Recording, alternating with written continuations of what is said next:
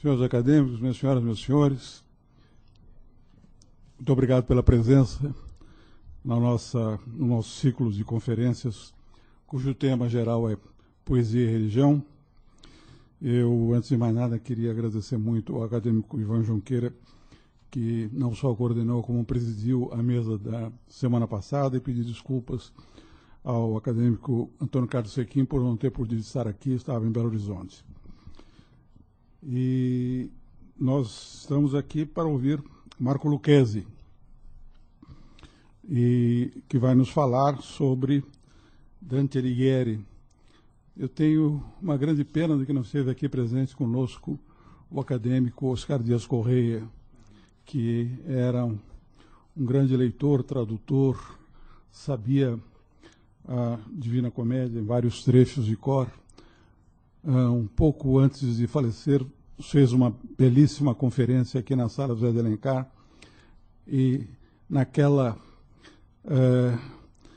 maneira dele de falar e de deixar o texto de lado, falar sobre Dante Alighieri e, ao mesmo tempo, recitar não só em italiano, como também em português. Mas, de qualquer maneira, como muitos de nós acreditamos, ele está entre nós. Eu apenas que vou passar a palavra ao nosso coordenador, mas em relação ao Marco Lucchesi, devo dizer de antemão da minha grande admiração por ele. Não obstante, seja ele de uma família que veio de Lucca. A minha família veio de Pisa. E Pisani e Lucchesi são realmente inimigos históricos. Mas tenho certeza que essa inimizade aqui jamais prevalecerá. Então, com a palavra, o coordenador, o acadêmico Ivan Junqueira. Senhores acadêmicos, minhas senhoras, meus senhores, nós vamos ter aqui conosco hoje um amigo da casa. Mas como ele ainda não é da casa, eu tenho que fazer as apresentações. Eu temia muito que me viesse um currículo capaz de fazer jus à vertiginosa ascensão de Marco Lucchesi no nosso mundo cultural. Porque a cada ano que passa, o currículo dele fica maior. Felizmente, eu tenho aqui um currículo razoavelmente abreviado. E é preciso que eu diga alguma coisa sobre o convidado de hoje. Marco Lucchesi é professor da UFRJ, formado em História pela Universidade Federal Fluminense, doutor em Ciência da Literatura pela UFRJ e pós-doutor em Filosofia da Renascença na Universidade de Colônia, na Alemanha. Também professor visitante da Universidade de Roma Tor Vergata e da Universidade de Craiova, na Romênia. Recebeu, entre outros, o Prêmio Alceu Amoroso Lima pelo conjunto de obra poética, Prêmio Nacional Marin Sorescu, da Romênia, o Prêmio Nacional de Tradução do Ministério da Cultura da Itália, bem como o título de Cavaliere daquela república. Seus livros foram traduzidos em alemão por Kurt Meyer-Clason e para outras 10 línguas. Eu destaco aqui algumas das obras principais de Marco Lucchesi, como O Meridiano Celeste e Bestiário, que é um volume de poemas, que recebeu o Prêmio Alfonso de Guimarães, da Biblioteca Nacional, A Memória de Ulisses, que é um livro de ensaios, Esfera, Prêmio da União Brasileira de Escritores. Marco Lucchesi também recebeu a menção honrosa do Prêmio Jabuti pelos livros Poemas Reunidos, Os Olhos do Deserto, Saudades do Paraíso, Teatro Alquímico, também foi otorgado, recebeu o Prêmio Eduardo Frieiro, e Bizâncio, cujas orelhas eu tive o prazer de escrever. Marco Lucchesi é também um tradutor muito conhecido. Eu cito apenas A Ilha do Dia Anterior e Baldolino, de Umberto Eco, e Poemas à Noite, de Rilke e Tracle, que conquistou o prêmio Paulo Roney. Com a palavra, Marco Lucchesi.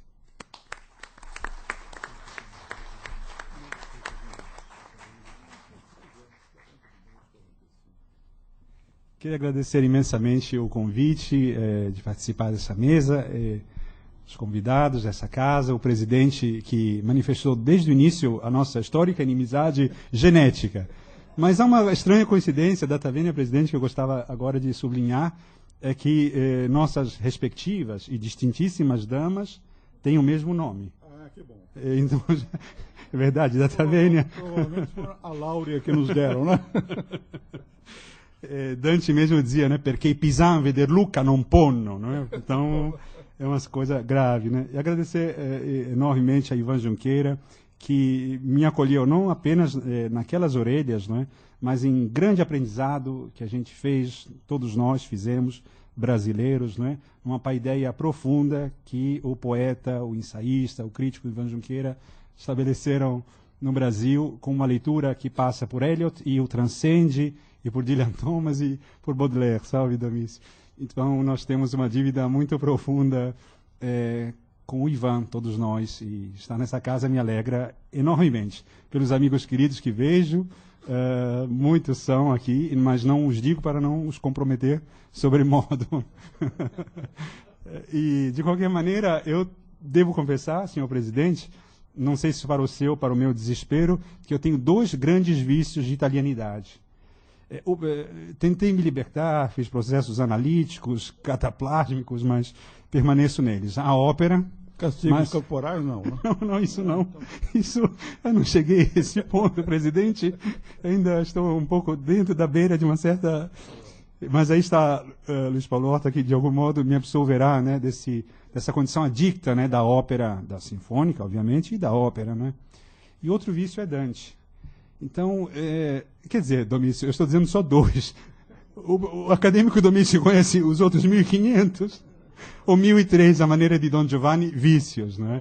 Mas de Dante eu peço desculpas por algum excesso que possa ocorrer. Eu vou respeitar os 40 minutos. Às vezes esse excesso tange um pouco, quem sabe, um infantilíssimo ainda persistente, porque um dia a gente vai se curar, se não da infância, da adolescência, apego à obra de Dante, e, por outro lado, uma relação muito afetuosa na sua dureza, que é assim a raiz, a matriz italiana, né? Eu ouvia Dante, engraçado, né? Minha avó e minha mãe, Tasso e Ariosto, gostavam mais de Tasso e Ariosto, e meu pai era Dante, absolutamente Dante. E conhecia páginas e páginas, versos e versos da comédia. E é muito difícil que uma pessoa que goste de Dante não tenha uma sua comédia pronta, prête à porter, ou prête à parler, ou que se possa declarar de imediato. Tal a extraordinária grandeza da obra de Dante, e não sou eu que vou construir adjetivos sobre as coisas óbvias, mas talvez construir algum adjetivo possível nessas razões afetivas profundas. O amor pela Divina Comédia começa claramente pelo inferno, mas esse início, na verdade, é um pouco o início da história de um processo em que a Divina Comédia não tinha, senão, a sua razão de ser a partir das leis do Tártaro, a partir das suas razões subterrâneas, magmáticas, perigosas, movidas pelo fogo, com algumas imagens, como se costumava dizer durante muitos séculos, imagens pétreas, como se fossem esculpidas da própria pedra. E davam-se muitos exemplos formidáveis que as gravuras, não só as gravuras de Doré, que são as mais conhecidas, mas as gravuras que só na Divina Comédia teriam espaço para muitos e muitos séculos de diversas lições e apropriações da Divina Comédia. Mas, por exemplo, a figura que irritava profundissimamente a Eliot, e Ivan sabe por diversas razões, mas também porque traduziu diversos ensaios, entre os quais um referente ao demônio de Dante, cuja escultura fortíssima, não é, de 3 cabeças que mastigam 3 condenados no fundo do inferno, como antes dizia, lo vermo reo, né? o verme rei, não é? O verme dos vermes. Então, era uma imagem muito forte. Dante se assusta e parece que está vendo um grande morcego, e aos poucos Virgílio, como sempre, só e fazer, não? Ele encoraja Dante e diz, não, este é Satanás, esse é o seu reino. E alguns detalhes, por exemplo, de outros pétreos, não é? De um mundo subterrâneo, quando o arqueiro tende a mão, o braço, a flecha, os pés apoiados, eram imagens muito, Rogério Mourão, eram imagens muito fortes, não é? Muito intensas. E o purgatório e o paraíso eram, como se disse, pelo menos até 1920, eram alguma coisa menor, mal conseguida, alguma coisa que de fato não estava à altura de Dante, monotonia, monocórdio. Depois também porque o paraíso enfrentava dificuldades outras. Era necessário, por exemplo, como dizia um intérprete alemão, modelar a mimesis na luz. A única matéria do paraíso, de fato, é a luz. E não há outra matéria senão a luz. E mesmo porque o grande esforço da interpretação dantesca no paraíso, como o próprio Dante já diz no canto primeiro, não é? É que é uma matéria dura. É uma matéria, de fato, que custará ao leitor imenso sacrifício, desde que ele, leitor, se afaste das águas que Dante corta pela primeira vez e que nenhuma outra nau antes e depois dele, são as palavras de Dante, como de um poeta épico nesse sentido, era capaz de afirmar. Essa mudança só aconteceu depois dos anos 20, e não aconteceu pelas mãos dos eruditos puros, na sua essência, porque, convenhamos, não faltaram eruditos num trabalho de Dante erudito. Mas Dante não era um erudito, nesse sentido, às vezes, tão negativo que o Brasil dá à erudição. E eu não compactuo, naturalmente, com esse endereço, Roné, claro que não. Mas a ideia é que era preciso que um olhar poético, como de Jorge Luis Borges e como Eliot, não é, fossem capazes de dizer que era um absurdo que a Divina Comédia não tivesse o seu centro para além do inferno. Era uma desinteligência total e absoluta que não fazia jus sequer à ideia da Divina Comedia. Tá bem, tornou-se comédia porque era só comédia, mas era comedia, era um processo, digamos, de alegria da alma resgatada na luz divina. Isso só aconteceu, de fato, a partir de uma luta ferrenha contra o grande, mas nesse caso errado, Benedetto Croce, que publicou a poesia de Dante no ano de 1920. Karl Vossler, na Alemanha, esse é um caso clássico, começou a rasgar a própria obra, parou a obra no prelo, porque disse, essa obra, a minha obra não faz sentido. E Croce era, assim, era brilhante na sua argumentação. E, de fato, foi necessário que, não da erudição, mas da poesia, claro, uma poesia erudita, pensante, não é? Não há uma oposição entre poesia e erudição ou poesia e filosofia. Não há, nunca houve. A Divina Comédia está aí, e não só ela, mas principalmente para dizer o contrário, que há uma continuidade profunda nesse aspecto. E Croce dizia, existe uma poesia que é inspirada e uma poesia que não é inspirada na Divina Comédia. Uma parte que é imagem altissonante, bela, profunda, musical, e uma outra parte surda, escura, estrutural. E era preciso ler a Divina Comédia, segundo a ideia de Croce, e toda a literatura universal, mas ele parte de Dante, e por causa, era preciso ler a Divina Comédia com corte de tesoura e cola. Então, em alguns momentos, Paulo e Francesca, la bocca mi baciò tutto tremante, isso é poesia. Mas, quando se chegava um pouco próximo da descrição, não sei, do canto 32, por exemplo, do lugar que os anjos ocupavam na Cândida Rosa dos Beatos, isso, dizia Croce, é estrutura, é muito chato, é insuportável, é filosófico e, portanto, não merece leitura. Assim, a Divina Comédia era lida como que se lê, às vezes, em certa prática teórica, como num lugar em que se preparam as carnes. E era retalhada, era macerada. E se perdia, portanto, o fio de ouro que unia a razão da economia profunda, da luz e da sombra, de um mundo senza stelle para um mundo de grande beleza. No Paraíso, professor Padilha, não é? No canto 33 e último, não é? Quando São Bernardo pede a intercessão à Virgem, não é? Naquelas palavras muito conhecidas, Vergine madre, figlia del tuo figlio, umile alta più che creatura, termine fisso d'eterno consiglio, tu sei colei che l'umana natura nobilitasti sì, che il suo fattore non disdegnò di farsi sua fattura. Naquele momento mais alto em que Dante canta as contradições que regem a situação de Maria e que preparam um salto de compreensão, Nesse momento está talvez a maior ousadia na história da literatura ocidental, que para muitos críticos ainda não foi ultrapassada e que seria sempre retomada nesse sentido. E em que consiste essa situação?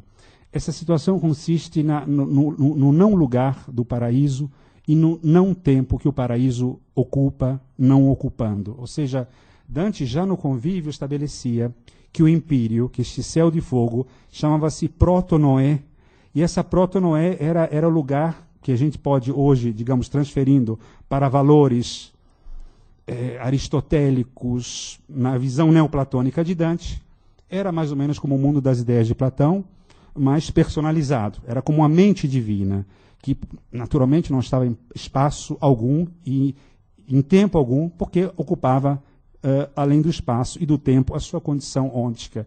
Portanto, quando às vezes se comparam algumas obras com a Divina Comédia, muitas vezes se esquece que há um índice metafísico profundo na Divina Comédia que se resolve numa ideia de salto, um salto meta-ôntico, um salto além do ser.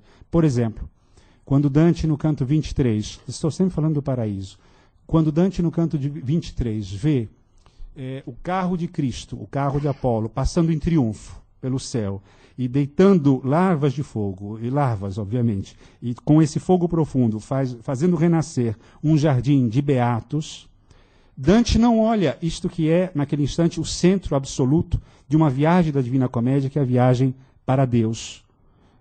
Um Deus complexo, exigitivo, perigosíssimo, podemos depois rapidamente pincelar essas ideias, mais perigoso do que Satanás, e vamos explicar como isso funciona na comédia. Explicar, enfim, desculpem, vamos tentar acompanhar um pouquinho como se vê isso na comédia, a comédia é inesgotável. Mas nesse instante, Dante não está olhando para o carro de Cristo, o carro de Apolo, mas olha Beatriz. E Beatriz, que já estava muito acostumada, desde o purgatório, a censurar não pouco duramente Dante, diz: perché la faccia mia si ti innamora, che tu non ti rivolgi al bel giardino, che sotto i raggi di Cristo si infiora. Dizendo, e Borges considerava essa uma das páginas mais altas, né, de toda a literatura universal, dizia Beatriz, porque a minha face tanto te namora que não és capaz de contemplar o jardim que nasce sob o influxo dos raios de Cristo. Nesse sentido, Dante se via preso à ideia de uma contemplação e o tempo inteiro da descrição do paraíso, ele começa sempre por uma espécie de altíssima atração da beleza, a beleza que guarda um ethos, como a gente sabe, não é? Não há essa dissociação contemporânea, o belo e a verdade não coincidem, ao contrário, sempre coincidiram numa determinada experiência metafísica. Era praticamente difícil organizar a Divina Comédia, senão a partir de uma relação de salto. E essa palavra de salto, esse salto metaôntico, ou seja, de uma esfera para uma outra esfera totalmente diferente, aquele ganz anderes de que fala o Ernest Bloch, né, o totalmente diferente, o absolutamente irredutível, Dante só o alcançava através do salto. Por exemplo, a palavra salto, inclusive, vem de Dante, quando diz sobre o mistério da beleza de Beatriz, e qui convien saltar ogni costrutto. Diz, e aqui eu preciso saltar, porque não há possibilidade de ampliar com palavras aquilo que vejo. A Divina Comédia, sobretudo do purgatório para o paraíso, e mais ainda no coração dela, que é o paraíso, é regida por uma alta melancolia. Ela gira na esfera do não. Há alguns levantamentos, o que não vou fazer aqui seria patético e cansativo, morreríamos todos de melancolia, não é? Não essa de Dante, mas há um centro de gravitação da poesia, na Divina Comédia, em relação ao não, o que eu não posso, o que eu não alcanço, o que me escapa. Sobretudo quando, depois de ter visitado cenas grotescas no oitavo ciclo, nas divisões do oitavo ciclo e do nono, vendo gente macerada por outras, vendo a selva dos suicidas, depois de toda essa altíssima precisão, justo quando Dante está no último canto, portanto no 100º canto, nas proximidades de descrever a teovidência, né, a expressão da visão, como os medievais chamavam, né, professor Padilha, a teoria, né, a teoria que naqueles étmos medievais pouco católicos ou pelo menos pouco filosóficos, né, significavam a visão de Deus, né? Enfim, nesse caso, Dante não tem mais a capacidade visiva que ele guardava do inferno, em que era capaz, insistamos, né, de reproduzir a veia do pescoço do centauro, ou o modo pelo qual a pata do centauro fincava-se ao solo. Não, ele precisa tratar da luz. E teve que escrever todo um processo negativo, de uma teologia negativa, para alcançar, na impotência do sim, uma beleza absolutamente devastadora e incomparável. Quer dizer, Dante tem a tarefa de trabalhar com o não para produzir esse salto, que se resumiria nas palavras muito simples: representar o irrepresentável, traduzir o intraduzível e pronunciar o inefável. Essas seriam as categorias muito batidas em relação à Divina Comédia. E, de fato, todas as imagens da aproximação dele frente ao mistério de Deus, Dante vive dentro de um sistema cristão, como nós sabemos, né? E dentro do cristianismo, sobretudo medieval, ocidental ou oriental, não é? A visão de Deus era assegurada. Aqui, naturalmente, aqui não morresse 2 vezes, mas morrendo uma, que já era suficiente, a visão era assegurada. Mas não havia ingenuidade em relação ao infinito e na provação de quanto a finitude dos meus olhos pode abarcar o profundo mistério divino. E havia uma nota muito importante, desde os tempos de Hugo, de São Victor, chamado aquela ideia totum sed non totaliter, ou seja, vê-se Deus todo, mas não totalmente. Portanto, era muito importante que essa promessa se cumprisse. E dentro desse vasto canal de imprecisão, que significava a representação absolutamente transcendente e irredutível do divino, o não era o grande aliado da Divina Comédia, o silêncio. E esse silêncio Dante o aprende, e o sabe, antes de eu aprender, o sabe como poeta. Mas o buscou também num livrinho muito importante, que são daqueles livros que formam o subterrâneo de uma grande filosofia ocidental, e esse livrinho, de umas 20 páginas no máximo, era o livrinho do Pseudo-Dionísio Areopagita.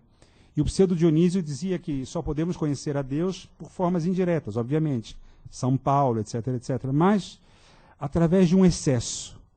Então, um excesso, por exemplo, a teologia de Dionísio se abre dessa maneira, mais ou menos assim: ó superdeus, ó superóptimo norteador da teosofia dos cristãos, dai-nos as belezas superabundantes da sua luz suprema. Sempre, digamos, dando aqueles prefixos, claro, que em grego são hyper, e prefixos que davam a dimensão dilatada da divindade, mas sempre por uma via negativa ou silenciosa, portanto apofática, né? A suspensão. Quer dizer, não há como se dizer de Deus senão calando. Tanto que Dante só tem 2 imagens que se referem a Deus. A primeira é a imagem do livro, Cara Eliot, não é? Quando Dante tenta dizer, depois de ter dito que o que ele vai cantar agora é como aquele que, despertado de um sono, quer narrar o sonho que teve, mas à medida que o narra, ele o perde.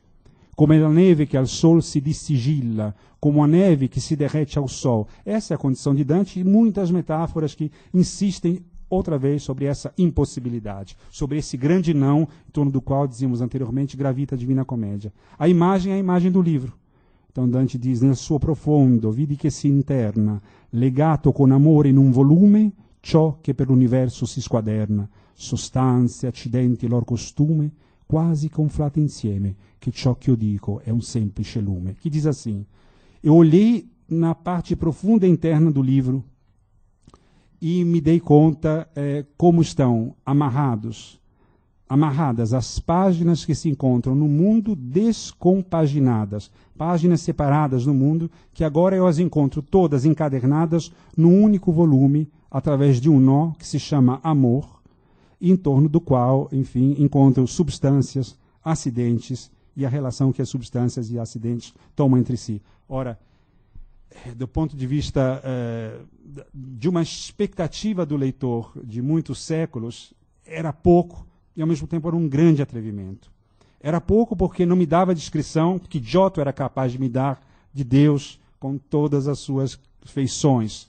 Era pouco porque o mistério em Michelangelo, em muitos momentos em Michelangelo, a divindade brilhava diante dos olhos. E mesmo nos pintores assim mais, digamos, entre aspas, barrocos, em que a presença de Deus, se não era diretissimamente colocada, era quase que desenhada como num ectoplasma, como nas situações de Tintoretto. Ou seja, era como se Dante pedisse ao leitor, não é, uma força de abstração tamanha que apenas a música e a altíssima precisão imprecisa de seus versos seria capaz de dar conta. A própria literatura brasileira, não é, encontra com Jorge Lima essa expressão de capturar alguma ideia importantíssima da obra de Dante, inspirada em Dante, quando Jorge Lima, por exemplo, diz em Invenção de Orfeu, lede além do que existe da impressão, que é o canto 10 do Inferno de Dante. Não é?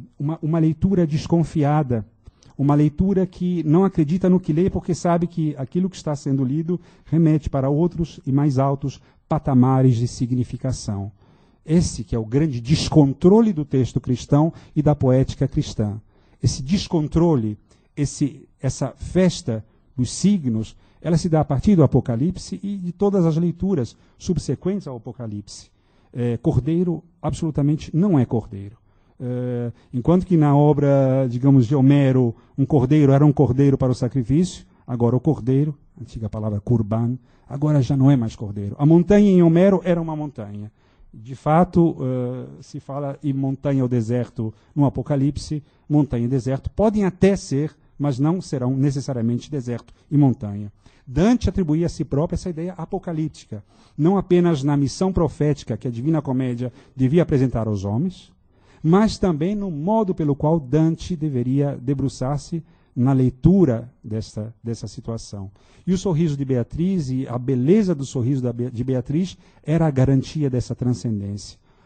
Mas o que é mais fascinante nisso tudo é que não era uma transcendência, digamos, vazia, digamos em termos contemporâneos, uma transcendência desprovida de uma praxis exigitiva, na qual Dante se via completamente enredado. Dante, 3 cantos antes de ver Deus, pensa sobretudo em Bonifácio VIII, Papa, inimigo caríssimo, se é que se pode dizer assim, mas para a cultura ocidental foi muito importante que Papa Bonifácio VIII fosse inimigo de Dante, digamos assim, um dos atrevimentos das linhas certas por modos tortos, e, enfim, deixamos assim. Dante, na proximidade de ver a Deus, faltavam 3 cantos, emocionadíssimo, Deus que o preparava para si, porque ver o demônio não implica riscos pelo fato de o ver, mas convenhamos que não é muito apaixonante, ou talvez bastante apaixonante, etimologicamente falando, a proximidade com o demônio. Mas o demônio não mata por proximidade, ele mata por raiz. Na Divina Comédia não temos aquele grande Mefistófeles, aquele grande demônio astuto que chega e age elasticamente, transforma Fausto, leva a danação. É um demônio ativo. Na Divina Comédia o demônio vive uma completa bestialidade. Ele é só a raiz de todos os males. Radix omnium malorum, mas ele não é, ele está preso. E está preso justamente numa relação de resfriamento. O demônio de Dante está numa geleira, não no fogo do inferno, embora há bastante generosidade de Dante em colocar fogo no inferno e os inquilinos que Dante teve a honra e a graça de mandar para todos os infernos possíveis dos 9 círculos.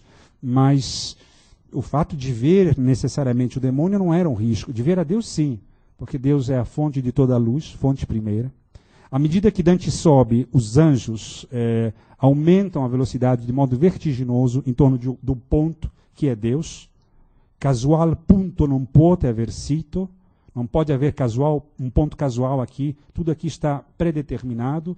E os anjos, na verdade, diante de Deus, nas belíssimas imagens que trazem a nostalgia da terra no coração do paraíso, os anjos são como abelhas, e Deus é a colmeia da qual essas abelhas se nutrem e para a qual trabalham essas abelhas. E vai-se, na ideia hierarquia dionisiana, vai subindo a maior velocidade. Então, era nesse sentido que Eliot dizia, né, Ivan, que era preciso reeducar os sentidos na leitura da Divina Comédia. Do ponto de vista, claro, do leitor, mas do ponto de vista também do protagonista, do Dante personagem, que precisa ter cuidado que os seus olhos não sejam atravessados e comprometidos pelo excesso de luz, ao mesmo tempo precisa reeducar os ouvidos, porque os anjos emitem sons altíssimos, e aí era aquela larga e belíssima tradição, já volto à praxis dantesca, mas era a larga tradição das esferas celestes, o sentimento pitagórico, né, de que todas as esferas, desde o sonho de Cícero, né, produzem efeitos importantes. Né? Kepler, mais tarde, vai dizer que o Sol ele se move em Fá, né, e Marte em Mi, e assim sucessivamente. Não vem ao caso isso agora.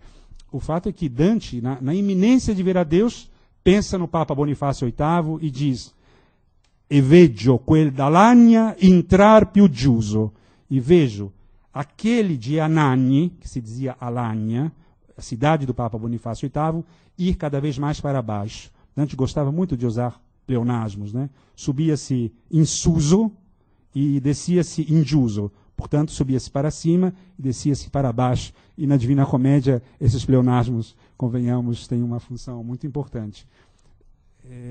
Ou seja, não era uma metafísica vazia de uma praxis, mas o que era notável em Dante era essa sobreposição de que todas as partes do cosmos não estavam isentas de um pressuposto metafísico, obviamente não podiam estar, mas eram atravessadas por um ethos profundíssimo, com o qual a metafísica estabelecia uma interface.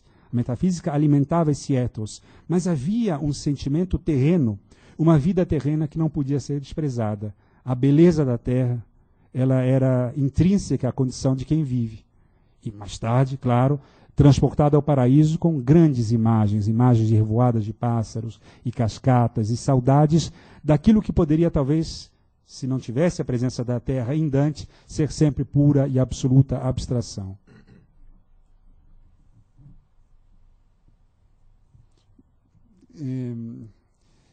Por isso que das obras ocidentais, as mais assim em escala com a Divina Comédia, não é? Duas obras talvez sejam importantes para se tratar brevemente, claro, do sentimento da luz, do sentimento desse salto metaôntico e dessa presença, digamos, de um índice metafísico e ético. Né? As duas obras são claramente posteriores a Dante e com ele dialogam. Aliás, como muitos críticos já disseram, e não é uma descoberta recente, o diálogo com Dante e Shakespeare parece contínuo. Não é? E esta casa tem dado provas sobejamente importantes nesse campo. Não é? E não há como não dialogar. Mesmo que sim, mesmo que não, já é tarde para recusar ou aceitar o diálogo, já estamos dentro do diálogo. A nossa revelia, por causa dele, fora de nós, dentro. O fato é que são duas obras, não é? O Paraíso Perdido de Milton e, sobretudo, a segunda parte do Fausto de Goethe. Não é uma promessa, vai acabar em 40 minutos, porque pode parecer uma ameaça. Poxa, ainda vai pegar o espaço. Vai ser rápido.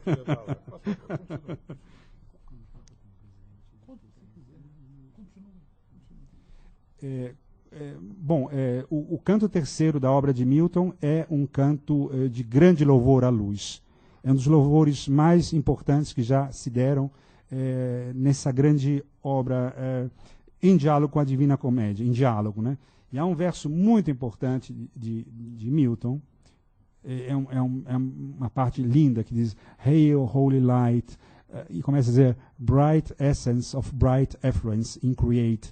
Então, é uma sonoridade, a gente gosta de usar a pele, não é, do poema, é uma sonoridade que já demonstrava não apenas o conteúdo da presença da luz, mas todo um foco em que a própria luz é matéria pronunciada do que se está vendo.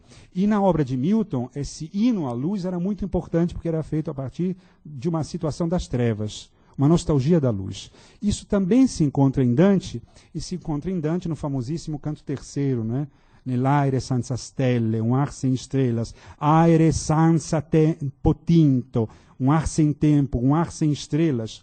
E, sobretudo, talvez na parte mais comovedora da relação pai e filho, a Divina Comédia tem muitas partes assim, em que Cavalcante dei Cavalcanti pergunta a Dante Alighieri se o filho dele, que é a grande ausência da poesia da Divina Comédia, um dos maiores poetas italianos do tempo de Dante e posteriores a Dante, os maiores, não está na Divina Comédia, não chegou.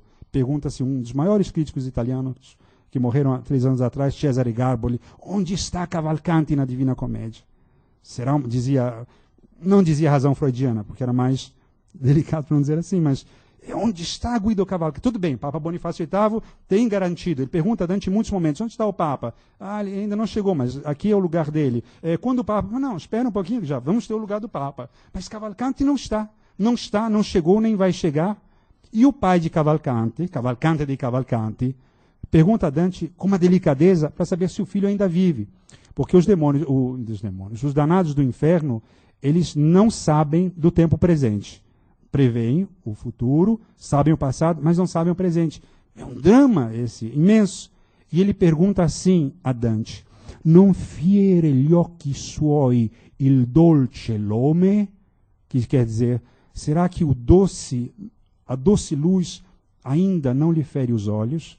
O que dá uma pergunta deliciosa, ao mesmo tempo mortificante, não é? Da nostalgia da luz que esses danados sofrem para sempre. Luz com todas as leituras possíveis, porque estamos num texto bíblico, apocalíptico e, portanto, de muitos patamares de significação. Mas aí se trata, de fato, da luz, de uma luz física, nesse momento inicial.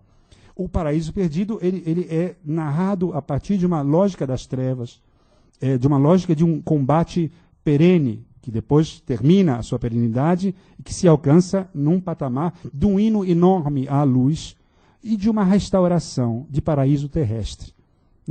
A questão de Dante acaba ultrapassando essa situação de um paraíso terrestre para um paraíso celeste.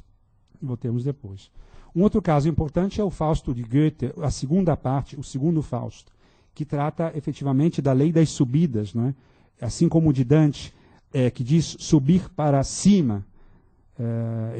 O Goethe vai dizer in die Ewigkeit zu scheitern, vai dizer hinüber, hinauf, e o tempo inteiro com essas ideias.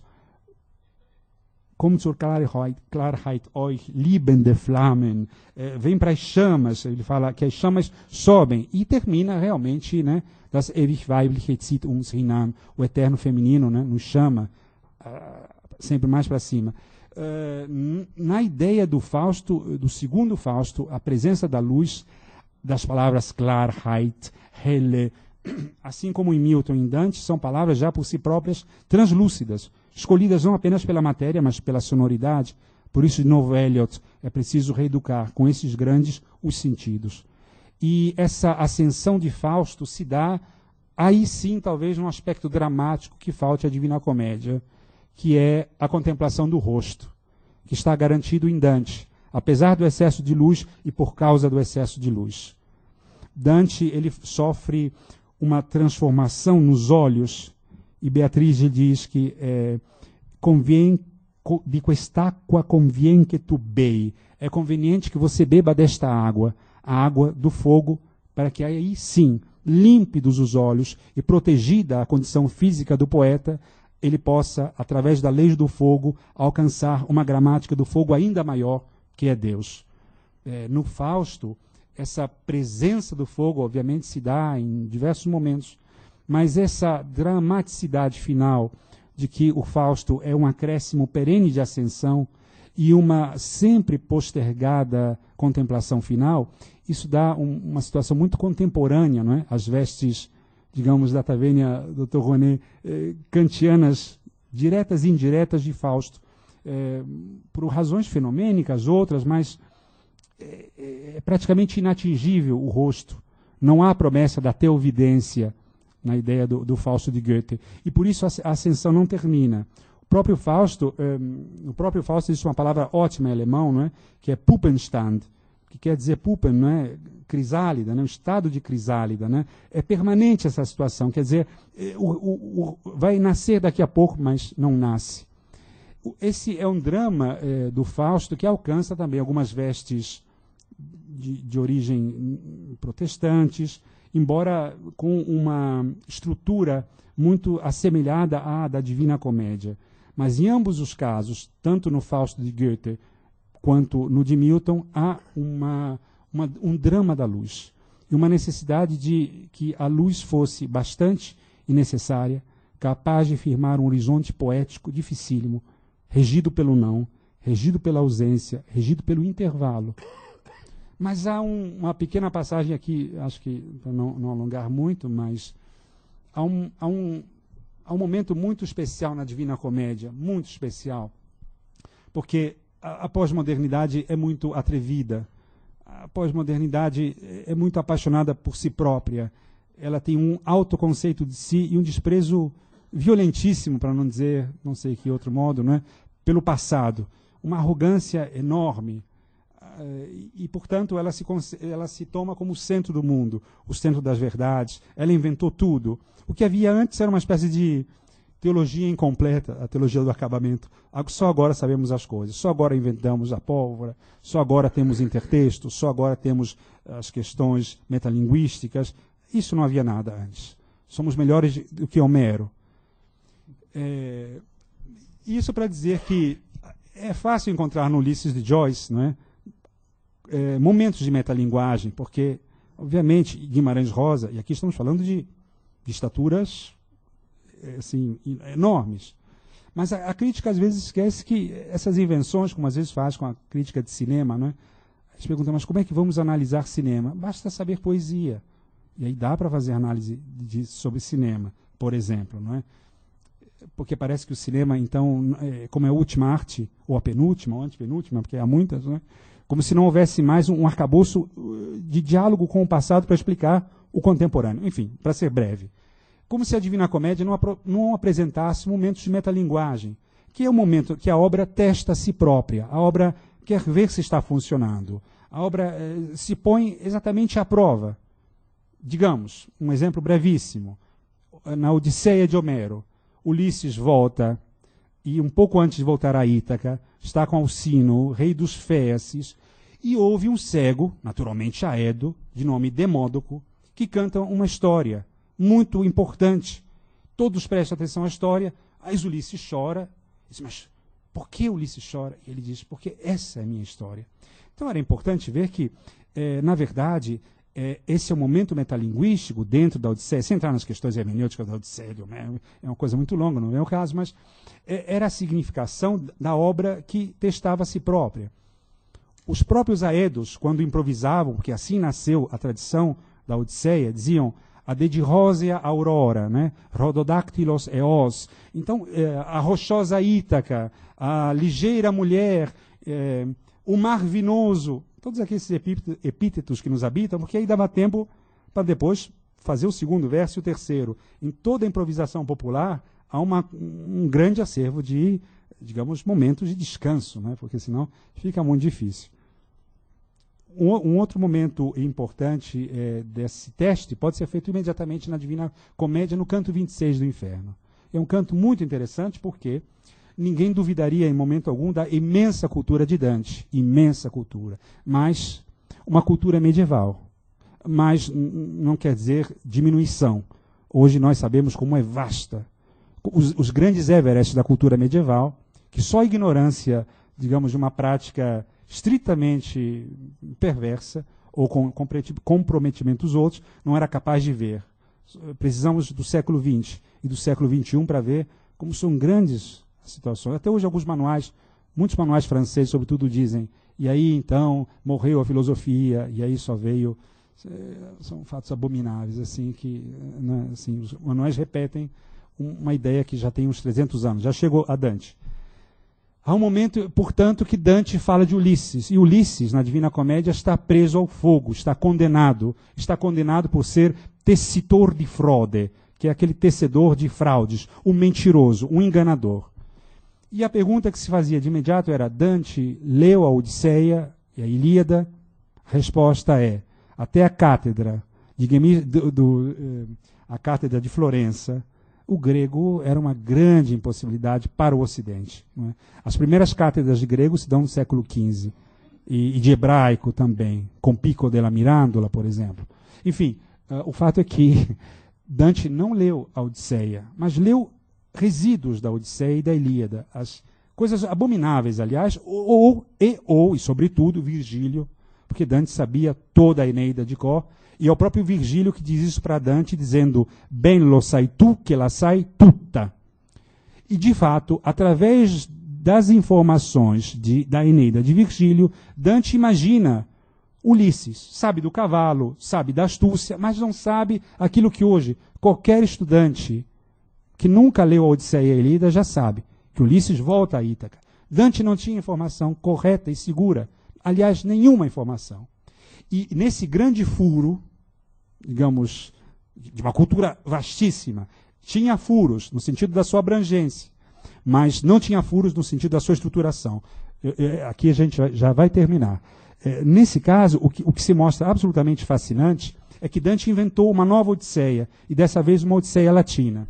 Os companheiros dizem a Dante, desculpem, a Ulisses, mas voltar às nossas mulheres, voltar às nossas casas, depois de tantas aventuras, o cavalo, o paládio, vamos continuar noite adentro, vamos continuar nas nossas aventuras. E é importante lembrar que na Odisseia o tempo não passa. Se a gente lembra como Ulisses volta forte, porque a épica, não é? Ela trabalha por adição. Toda a narrativa épica ela pode ser esticada às 1001 noites, mas podiam ser às 5.900 noites, porque Penélope não envelhece, assim como Ulisses não envelheceu. Tanto não envelheceu Ulisses nem Penélope envelheceram que a Aurora é comovida pelos 20 anos que os separava aí na Odisseia, segurou um pouco a sua luz para que ambos, no tálamo nupcial, desfrutassem de uma ausência importantíssima. Portanto, Ulisses volta, quem está velhinho é o cachorro, não é? Mas Ulisses está bem, está pimpão, e combate e avança sobre os pretendentes, a mais de centena. Na Divina Comédia já temos o tempo cristão, não é? Que é um tempo importante do alfa e do ômega, é um tempo retilíneo, embora também seja circular no cristianismo, circular pela liturgia, mas retilíneo no alfa e ômega, não é? Na instauração e no final dos tempos. Portanto, Ulisses já está velho, e os companheiros também. Ele diz, vamos continuar, vamos avançar. E avançam, Ceuta, Sevilha, e chegam às colunas de Hércules.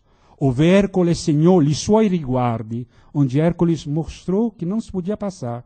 Os companheiros se entreolharam, e Ulisses diz, num arrobo de eloquência, fatti non foste a viver come bruti, ma perseguir virtute e conoscenza. Os senhores não foram feitos para viverem em estados de brutos, animais, mas para seguir virtude e conhecimento. Todos eles, então, ultrapassam, com as palavras de fogo de Ulisses, e, portanto, ele está preso ao fogo, ultrapassam as colunas de Gibraltar, o estreito as colunas de Hércules, né, e estão navegando.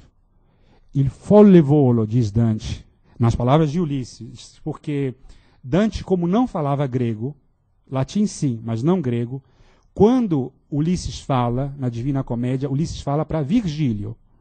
Era o único digno de chegar ao danado. Digno pela razão épica, indigno pela desgraça que ele, Virgílio, embora num apartamento melhor, compartilhasse com Ulisses, que era o inferno, que era a absoluta nostalgia da luz. Quase terminando. Os companheiros se desesperam. 3 meses, nada de terra, porto nenhum, um desespero atroz, e os braços cansados. Era braço. Passaram sobre o Brasil. Não havia Brasil à época, claramente. E passaram em cima do Brasil. A viagem é absolutamente clara, né? Passa em cima de nós. E é fascinante que eles se desesperam. E no momento maior de cansaço e desespero, um companheiro deles diz, terra, terra, terra à vista. Como diz Camões, e a gente salta no bordo alvoroçada. Saltaram no bordo alvoroçados todos, viram uma montanha negra, e quando estão para se aproximar dessa montanha, um redemoinho 3 vezes faz com que o barco naufrague, e a 4ª onda, então, selou profundamente a tragédia de Ulisses. Pois bem, assim, é uma história absolutamente curiosa, banal, pode dizer ou não diz.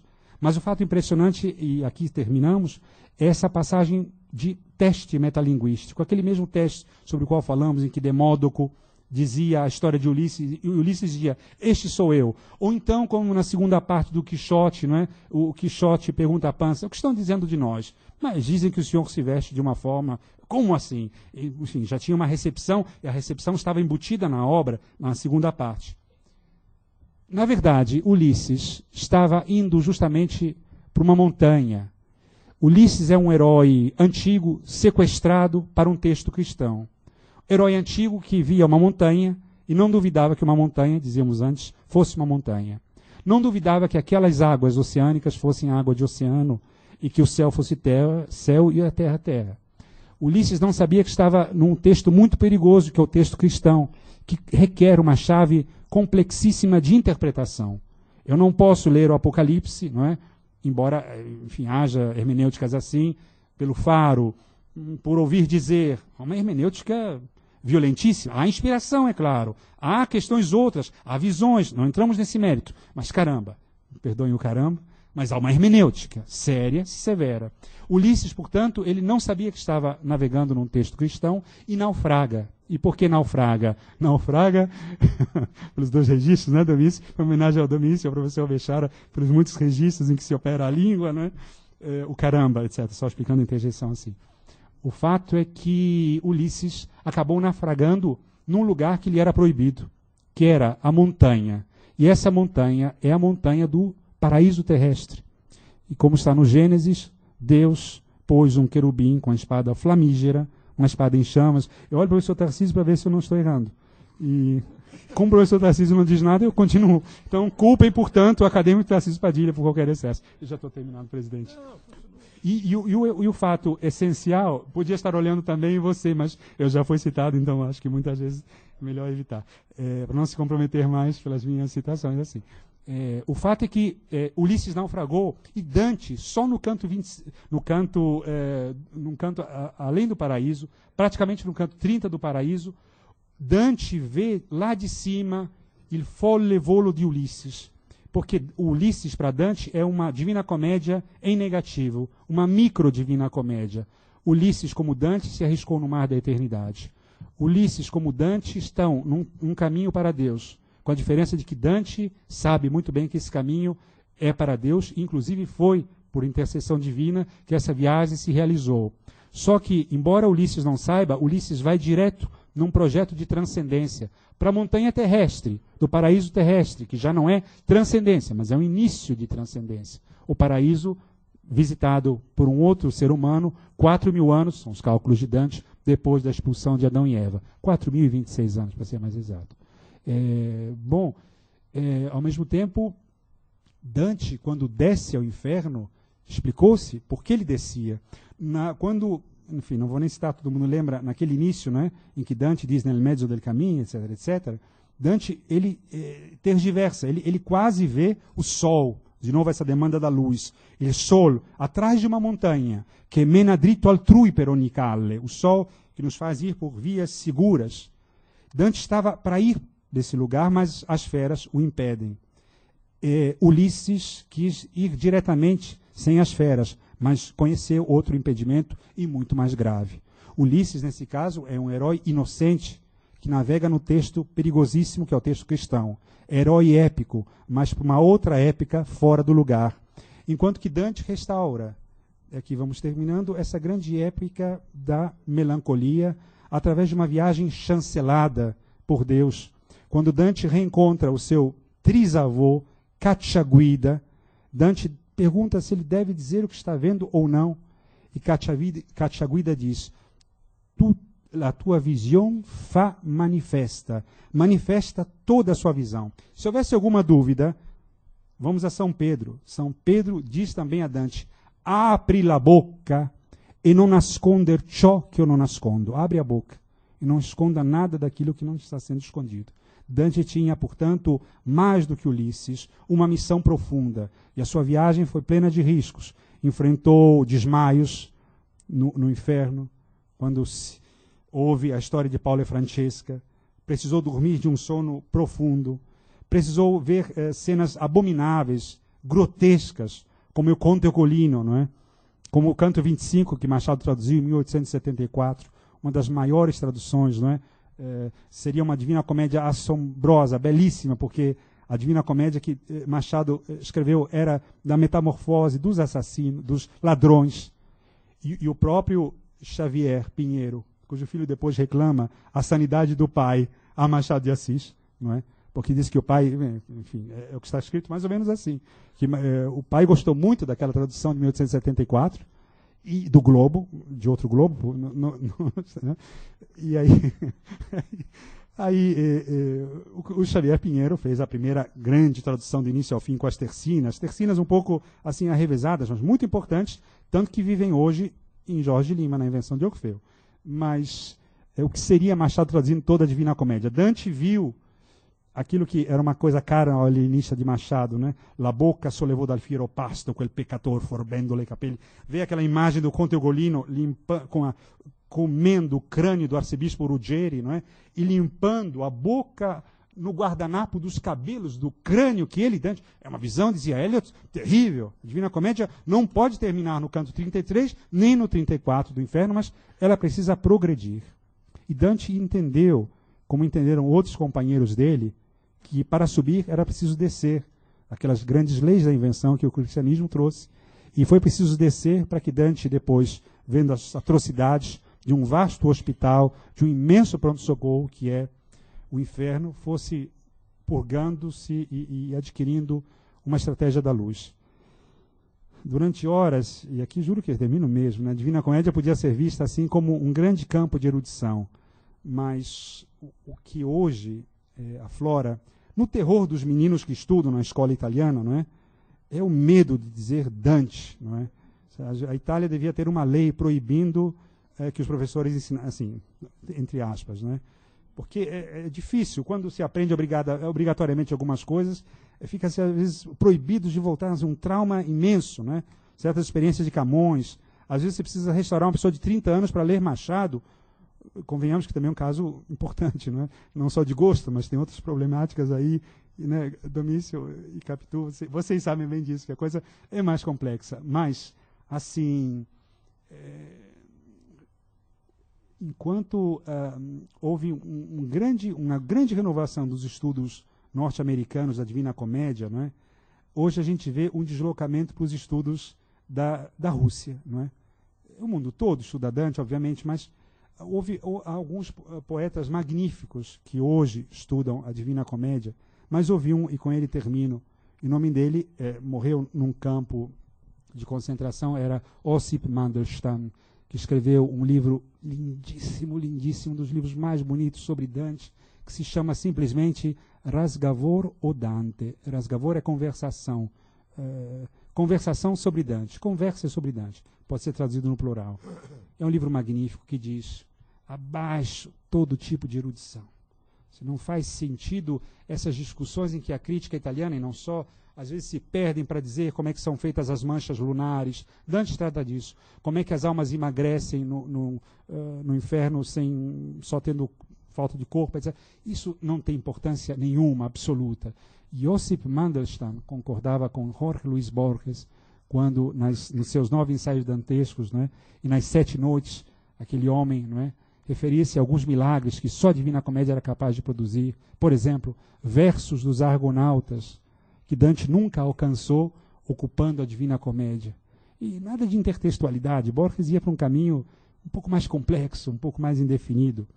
Aquele susto que Eliot dizia em termos da reeducação dos sentidos, mas naquilo que Mandelstam dizia, sobretudo, que a Divina Comédia devia ser lida como, por exemplo, quem estuda cristalografia. Devia ser lida como quem estuda todos os detalhes do solo. Como se fosse a química, umas imagens belíssimas de Mandelstam, uma química produzida por uma série de violoncelos. Que a Divina Comédia era uma espécie de grande jazz. E a partir dessa visão jazzística, não é? Das grandes variações e de alguns temas centrais e de imensas variações, a Divina Comédia dava essa característica tão dadaísta da língua italiana entre as línguas neolatinas. Uma língua com verbos estranhos, curtos, com rimas muito estranhas, demasiadamente estranhas, como bei, vei, quei, ou então rimas duras como aspro, diaspro, nastro, e rimas muito dadaístas, dizia Mandelstam. Enfim, a Divina Comédia, para mim, continua sendo, para todos, obviamente, mas eu só posso falar de mim, falando mal, só posso falar mal de mim mesmo, mas calma, Constância, não vou falar tão mal assim, espera. É o seguinte, a Divina Comédia é ainda um verso de Drummond, né? Que a gente podia traduzir assim: meu Dante, meu conflito. É um conflito de raízes. Cícero sabe, de algum modo, presidente, desculpe se digo Cícero, são as duas pátrias, né, que habitam e que enriquecem, e que às vezes pode até esquizofrenizar para algum bem possível, porque deve haver algum bem até no mal, mysterium iniquitatis, professor Padilha, como a gente sabe muito bem. Mas é uma questão de afetos profundos e grandes regiões. Um menino que eu fui, acho que continuo sendo, não me curei muito disso ainda, e que passa assim com esse vício, né, de ter a Divina Comédia, de voltar à Divina Comédia, e de não ficar mais forte por isso, e nem mais sábio, talvez um pouco mais confuso, com alguma derrota capilar que os tempos demandam, né, com alguma miopia possível, mas com uma grande nostalgia da luz, de alguma coisa que não é um objeto de estudo, mas é um problema afetivo com o qual todos os dias eu preciso lutar. E diante de cujo mistério eu não sei responder direito o que seja.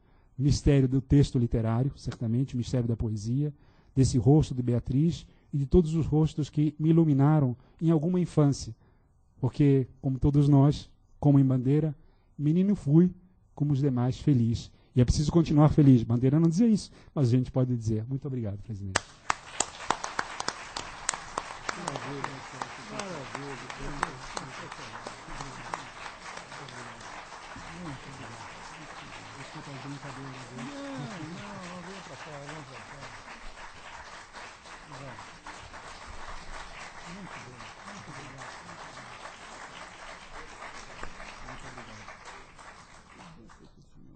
Senhores acadêmicos, minhas senhoras, meus senhores, há cerca de 2 anos atrás, o editor José Mário Pereira resolveu reunir o que Otto Maria Carpo deixou disperso e não publicado em livro no campo da ensaística. Esses ensaios inéditos foram publicados, então, pela Top Books, e o José Mário Pereira me pediu que escrevesse o prefácio do livro. Sabedor da minha amizade por Carpo, dos anos em que trabalhamos juntos nas enciclopédias, no Correio da Manhã, e entre esses ensaios inéditos, em livro, está um que se chama O Meu Dante. Eu poderia dizer aqui que Marco Lucchesi falou da mesma forma sobre o Dante dele, de maneira que comentar o que Lucchesi nos contou neste fim de tarde é muito difícil. Difícil por causa da riqueza da análise que ele faz de Dante Alighieri, da comédia, do paralelismo que estabelece com a Odisseia, com o Paraíso Perdido, de Milton. Realmente uma palestra excepcional e que nos enriqueceu profundamente a todos. Achei desde o início que ele começa muito bem falando mal da tese de Benedetto Croce. Porque Benedetto Croce resolveu ter uma visão separada da comédia. Quer dizer, o que valia a pena na comédia era o lirismo ou então o impiedoso realismo daqueles episódios que não chegam a constituir uma epopeia.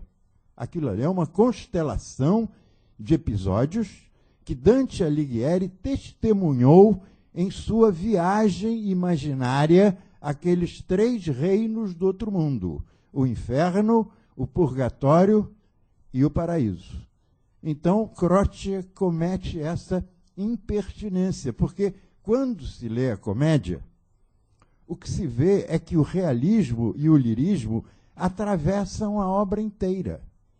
Então, não adianta falar da falta de estrutura, a falta de estrutura formal da comédia, ou então dizer que a visão escolástica cristã de Dante já não funciona para o leitor moderno.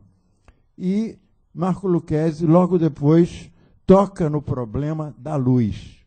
Vocês haverão de ter percebido que ele não se deteve muito no inferno.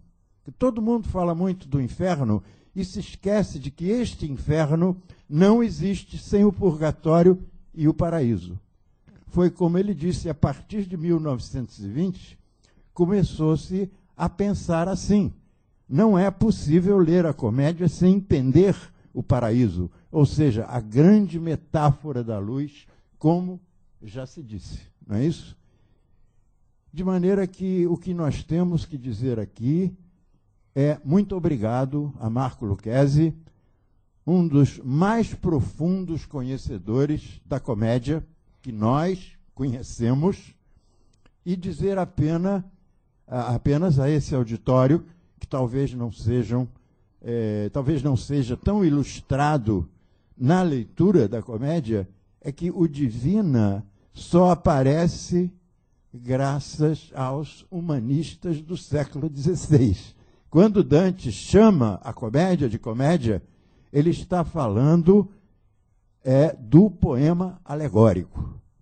Que, na verdade, na comédia há muita alegoria e menos metáfora e menos símbolo. O símbolo vem depois. E, no finalzinho, Marco Lucchesi toca num problema muito importante.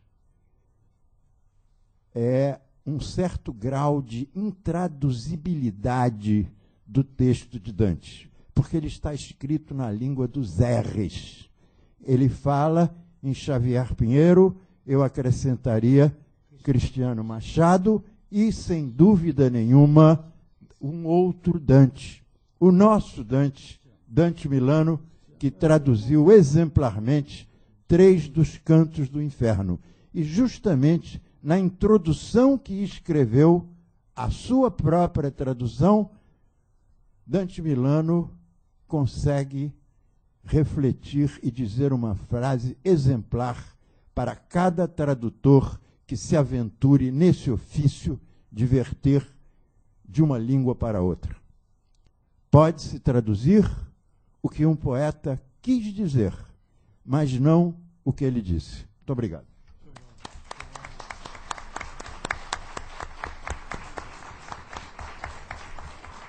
Reitero aqui os agradecimentos ao coordenador Ivan Junqueira, ao nosso querido amigo Marco Lucchesi, pela brilhante e profunda conferência que nos fez, mostrando o seu Dante, mas também o Dante que agora é de todos nós.